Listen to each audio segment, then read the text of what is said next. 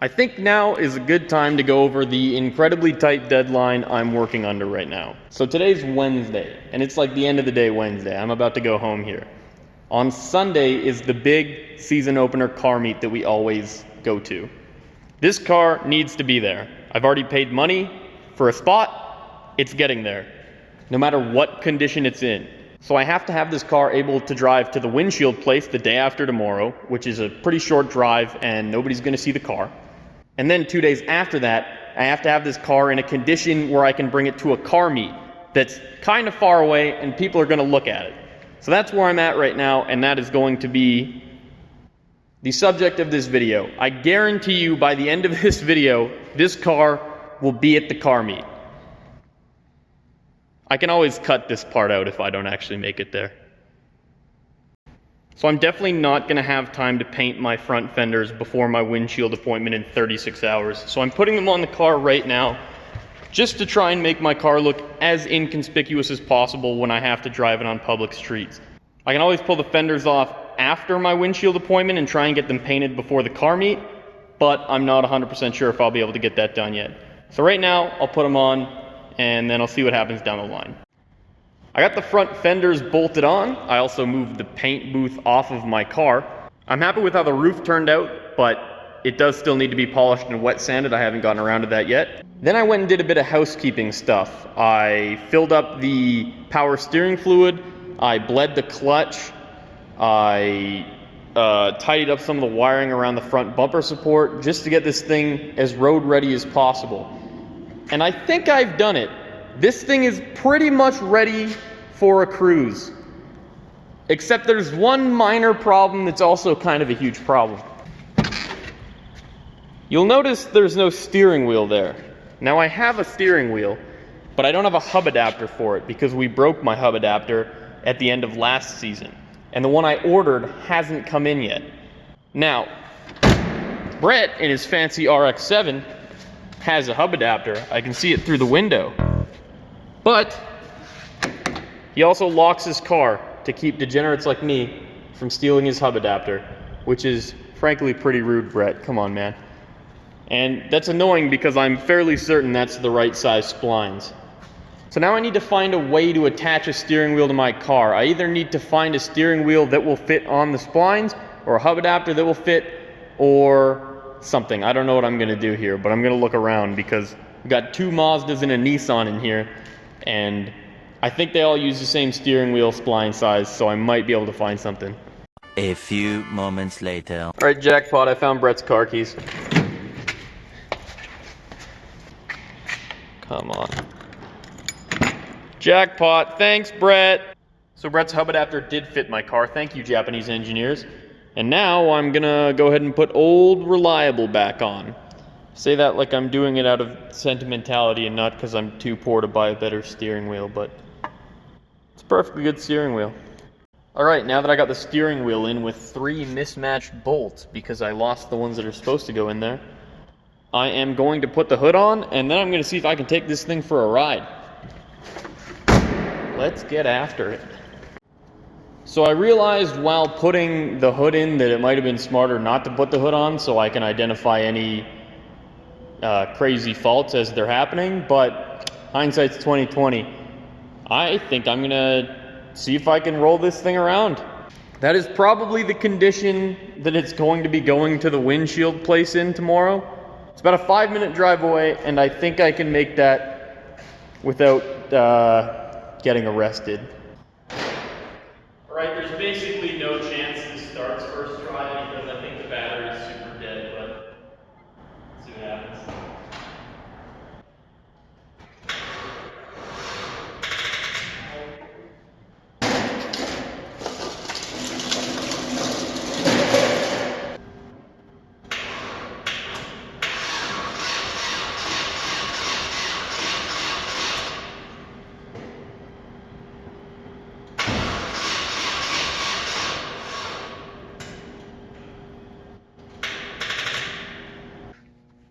Alright, so you are joining me a couple hours into an ordeal. So this is the fitting that goes in my oil filter housing. This is my oil filter housing. And this is the adapter I bought to convert it from 1/8 inch NPT to 4AN. And I thought that would work, but the reason it keeps pissing oil on me is because this hole is not 1/8 inch NPT. I don't know what I capped it with, but it's not 1/8 inch NPT. And every plumbing store is closed, and I need to drive this car to the windshield place in like 10 hours. So I'm just gonna make myself a fitting and see what happens. So I found this big bolt here, and I like the cut of its jib, so I hollowed it out.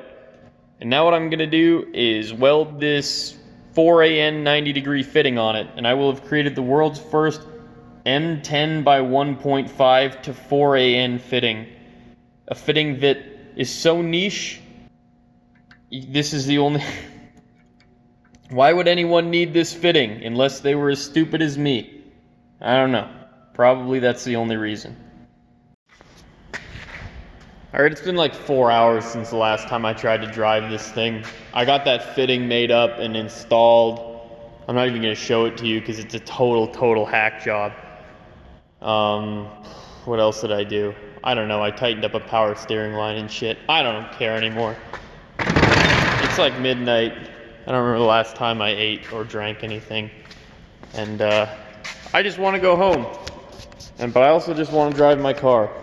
So please, for the love of God, let's drive and run with no huge issues.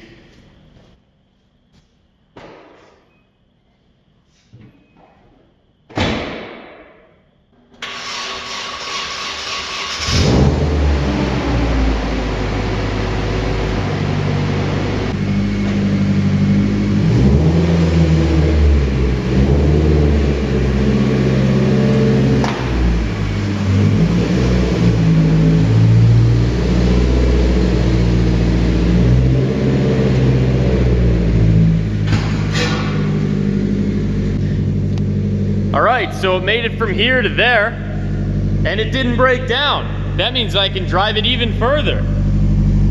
It's actually running so good right now.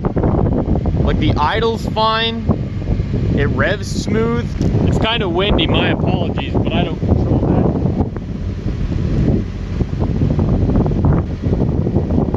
There's no oil underneath or anything. It's not dripping. You can hear it clanging. That's because I only have one exhaust hanger in, so I definitely need to add more exhaust hangers, but I think I'm good to take it for a couple laps around the parking lot here.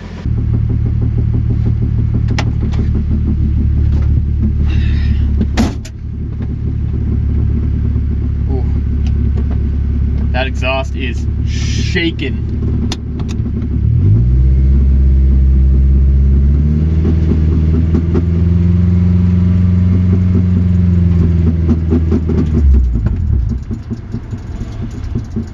Okay, it just died.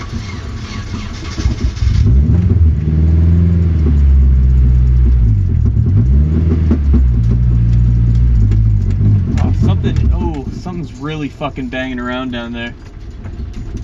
This isn't good.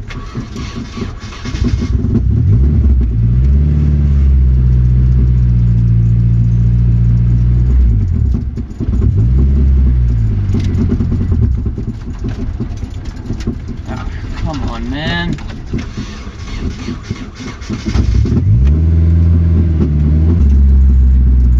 I need to figure out this banging. I bet it's got to be something simple. It's got to be like I forgot to bolt the drive shaft in or something.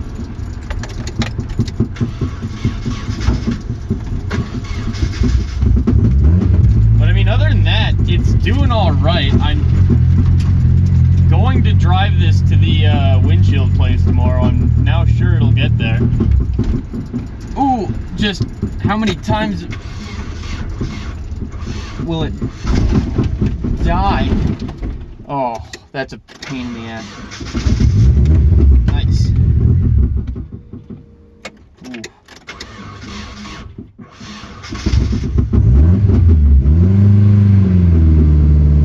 It doesn't want to idle all the time.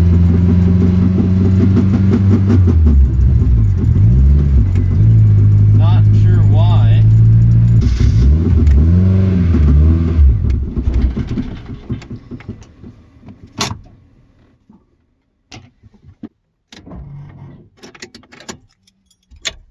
Okay, it needs some work, but I think it'll get to the windshield place. So I was actually able to get my car to and from the windshield place. It was super difficult because the car dies every time you let the revs drop.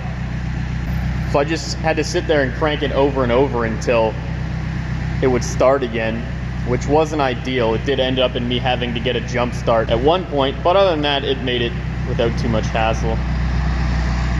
This FedEx guy's really digging my car, I think. So that's my biggest problem right now. Also, the exhaust bangs around a lot and is driving me insane, so I'm gonna need to fix that too. But right now, the biggest thing I need to figure out is why it's dying when the revs drop. Effectively what happens, and I guess I can just show you.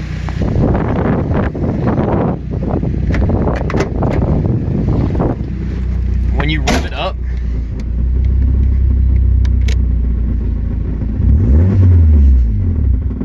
it just doesn't catch idle again and it dies. So I'm thinking the things I'm going to check are probably my MAF, my idle air control valve, my timing, and the throttle position sensor. I feel like one of those things holds the key to my problems here. Okay, so I spent 2 full days trying to get that dying problem fixed. I replaced the TPS, I replaced the MAF, I replaced the fuel filter, I checked for vacuum leaks 500 times. And then I decided the problem had to have been the blow-off valve and how it was venting to atmosphere and not recirculating. So I texted the guy who sold me this entire kit, and I was like, hey, is this the blow-off valve you were running before? Because I'm having problems with it dying after I rev it up. And he got back to me and said, yeah, I was running that blow-off valve too, and it was fine. I also had problems with it dying after revving. And the solution to that is that the MAF needs to be as far away from the turbo as possible with at least one elbow in between. So this is what we came up with. This is a prototype, obviously. I took my stock intake just to get some distance in between, just to test. And we stuck the MAF at the end of that. And Tyler, would you do the honors for me?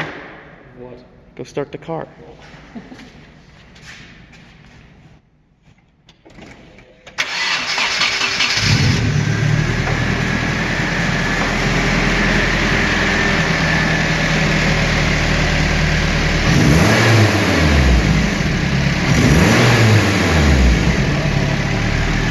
So yeah, now it works and I'm gonna fucking kill myself. So we have about an hour and a half until we're leaving for the meet. Landon was kind enough to fabricate me up a new intake out of a vacuum cleaner hose. Literally professional instrumentation right there by a professional. Got a vacuum cleaner, goes down, attaches the bottom of the radiator, loop-de-loops over there, comes back, then my intake's just crammed right in there. And it works so perfectly. So then I went and I threw on my rear over fenders, and now in the time I have left, I'm just trying to button up as much random shit as I can. I was hoping to be at this point 2 days ago, so I was gonna paint a bunch of shit and do all this important stuff, put more body kit on, but this is pretty much how it's gonna go. So I got my car slapdash together, and we're gonna give it the old college try to get it to the meet. I mean, after 2 days of fixing one problem and then 2 hours of slapping it together, frankly doesn't look that much worse than it did last year, so just gonna send it. So the 240 made it to the meet, almost no problem, and we had a good time. It was a good day, and I'm sure by the time this video comes out, I'll have a video of that out. Now what I'm gonna do, I'm just gonna take you for a quick spin around the parking lot to show you how much better this thing runs than it did last time. All right, so the big thing you're gonna notice immediately is that the exhaust still bangs around like crazy. That's probably the second thing I'm gonna fix after this, because it's driving me insane. That's the exhaust banging.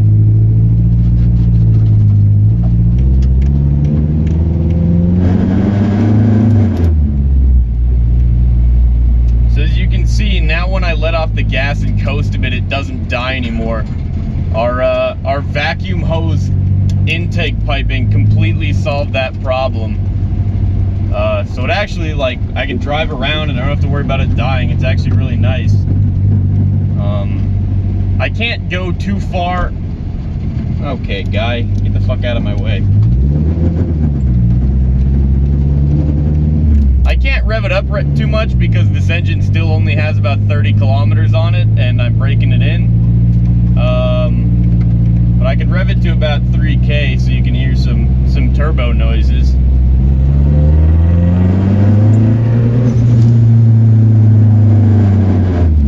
Like, that's the thing that really kills it for me, is you can't really hear the blow-off valve go, because at the exact RPM I'm letting off the throttle is the exact RPM that my exhaust vibrates like crazy. But you can definitely tell it's way better than last time, and it's not constantly dying. So I'm gonna call this a huge success.